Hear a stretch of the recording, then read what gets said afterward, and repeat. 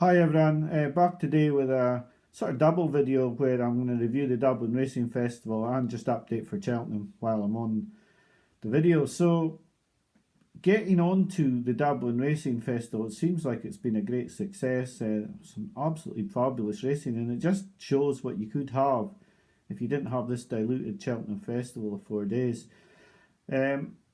Before I review the Irish horses, I want to talk about a couple that you might want to have a think about from the English yards, because I thought Itchy Feet was very impressive at Sandown, and he'll be a wee bit overpriced really because he's from a small yard for the Marsh. I thought his performance was good. That was a good yardstick in Good Boy Bobby that he beat, and he might be a little bit of value there in his price. Not a bet for the videos or anything, but like just a horse that might be a little bit overpriced. The same is for Brewing Up a Storm in the Arkle. I'm sort of half considering him, but Notebook and Cushback were very impressive at the Dublin Racing Festival, but I feel they had a hard race, and I don't like them having too hard a prep, so maybe Brewing Up a Storm at 10, 11 to 1 might be a half decent each way bet if you want for the Arkle. But there are no bets going out today. Shouldn't really say that so early because I didn't get a lot of views in the last update for some unknown reason. I mean, there's over 300 subscribers, yet I only had 270 views on the videos. If people don't want the updates, then if you comment below, then it'll save me quite a bit of time not having to do them, and I can just put the bets up. But I like to do the updates so that then I can look back, especially when I put horses like latest exhibition up. So we'll just go on to the Dublin Racing Festival. Now, I did talk about this horse as my Albert Bartlett fancy, but the horse contracted in price before I could put him up. He was very impressive on Saturday, really, because he could have downed tools really in that race, and he didn't, and he stayed on. Best of all, he got past Cobbler's Way, and he stayed on better than Longhouse Poet, and I thought he was very good on the day. And delighted for Brian Cooper, who's getting some real bad press, and everyone seems to have a downer on Brian Cooper. I thought he was very good in the horse. And he's not a bad price at 8 to 1 still for the race, because from a small yard again, and if you're from a small yard, you're going to be a bigger price than you should be, and if you're from a big yard, you're silly price. Chacwan Pour Soi in the Dublin Chase was very impressive jumping wise, and showed a good turn of foot. Couldn't put you off him for the champion chase. It's going to be a great race, and only one of them can win. So if he wins Altior and Defi Dessau don't, likewise, if it goes for one of the other two, then Chacwan's got beat. So it's going to be a tough race to win, but I was impressed with him all the same. However, I wasn't really impressed with Min, and everybody else seems to have been. They've cut the price. We're on Riders on the Storm, and I didn't see anything in that race that made me scared of Min. And I wouldn't be surprised if a Plutard's the main danger, to be honest. I'm not a big, greatest fan of Min. I suppose, in a way, I'm not really a fan of Rich Ritchie, and so a lot of his horses, unless they're absolute star, I'll back anybody's horse, and if they're value, I'll put anything off, but like I'm not a fan of Rich Ritchie, and I'm also not really a big fan of O'Leary either. But that's another story for maybe the end of the video. But yeah, I wasn't impressed with Min, really, if I'm honest, as a Ryanair trial. Everyone else was, I wasn't. And another horse that I've got a differing view to everyone else in is Honeysuckle. I saw something during the race that I don't really want to say. I want to see if the pundits notice it. I want to see if other people see what I saw in that race.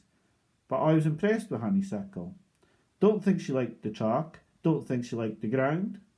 Don't think she liked 2 miles, to be honest. But Cheltenham's a stiffer track. It'll be softer ground, more wide open.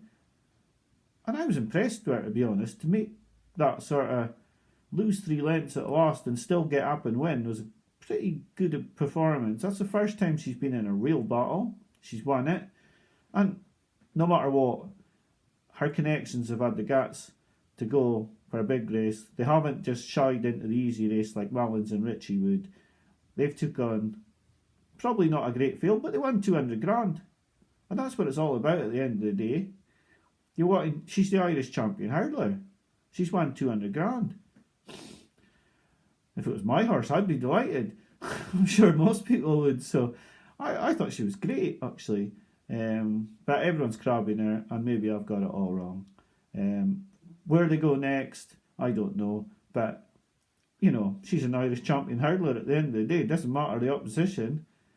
It doesn't say on the winner's board, Irish champion hurdler 2020 Honeysuckle, but the opposition was rubbish.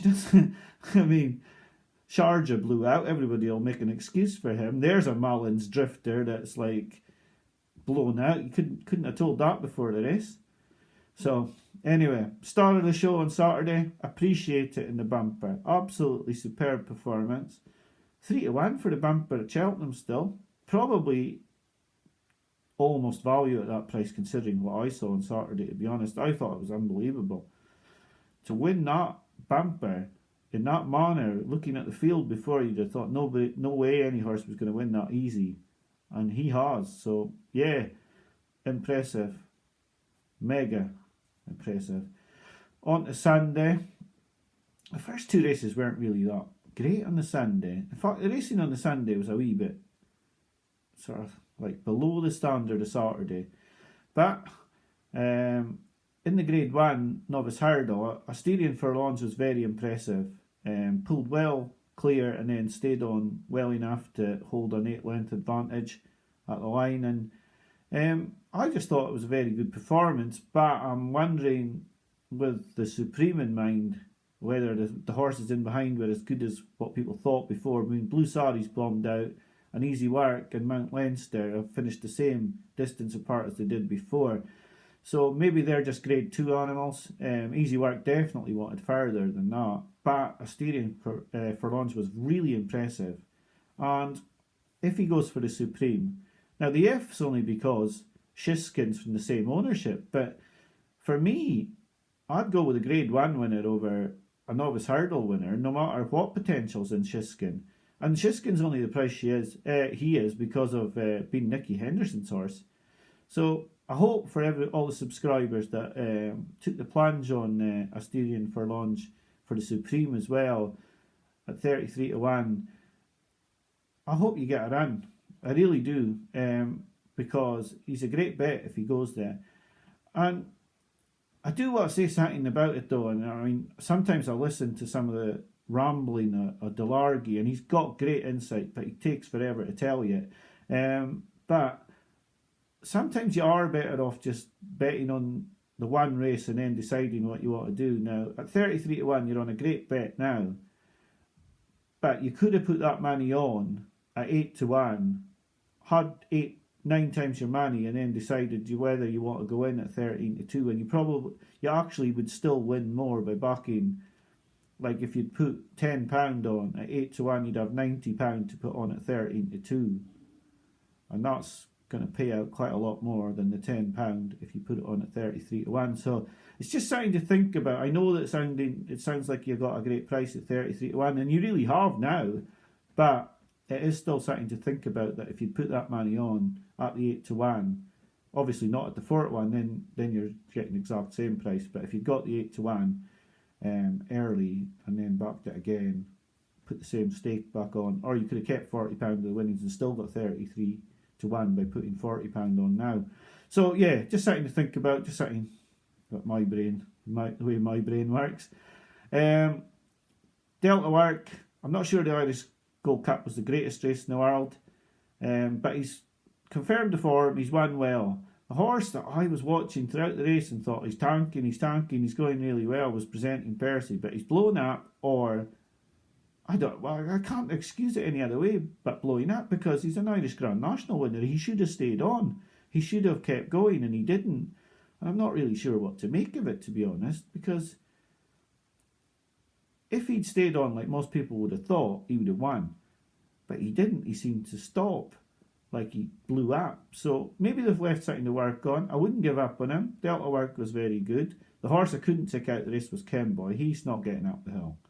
Kemboy is not getting up that hill in a Gold Cup. Well, not for me. Now, please note in these videos, this is all my views. And everybody has a different view to mine on some horse. They might have the same view on certain horses, but they're not going to have the same view on every horse. And these are just my views. And I like to put them up so that I can keep a record of how I'm doing, what horses I've thought about during the season, and how I'm getting on in general with my betting. So we're staying at the 4 bets for Cheltenham. We've had a good season so far. Things have gone very well. And there won't be so many trials from now to Cheltenham. And if the viewing numbers don't go up for the updates, then maybe I'll just put the bets up and not bother with the updates, because I can't believe it was only 270 views last week. I know that I'm not complaining. It's just like I can't work out how 300 subscribers, only 270 views, and that's not including people that don't subscribe. And all the rest seem to have 900. So if people are losing interest in the updates, then we won't do them anymore. But yeah, it was a great weekend of racing. That's my view on it. There will be umpteen podcasts, YouTube videos everywhere reviewing the races. Their views probably just as good or better than mine, but this is my view on the Dublin Racing Festival. I enjoyed it. I thought it was very good. It shows what we could have had if we'd had a smaller festival, like a 3-day festival, where we didn't give the... I mean, if you can imagine at the moment, Honeysuckle would have to go for either the stairs or the champion hurdle. Benny Did You would have to go for the stairs or the champion hurdle as well. And all these novices wouldn't have all these races to go for. And you would set up the most incredible races by going back to the 3-day festival. But instead they want to make it 5. And then they'll all have way more options. So anyway, I don't want to ramble on too long. It was a great festival. Hopefully we'll have a bet sooner or later for Cheltenham soon. But I am very wary of putting them out too early. And so we'll stick at the 4 bets for now. The season bets have been going absolutely fabulous. And I want to wish everyone that's on the stadium for Longe at 33-1 for the Supreme the best of fortune. So I'll be back to you next week, and I'll wish you a good week in the meantime. Thanks for watching, and bye for now.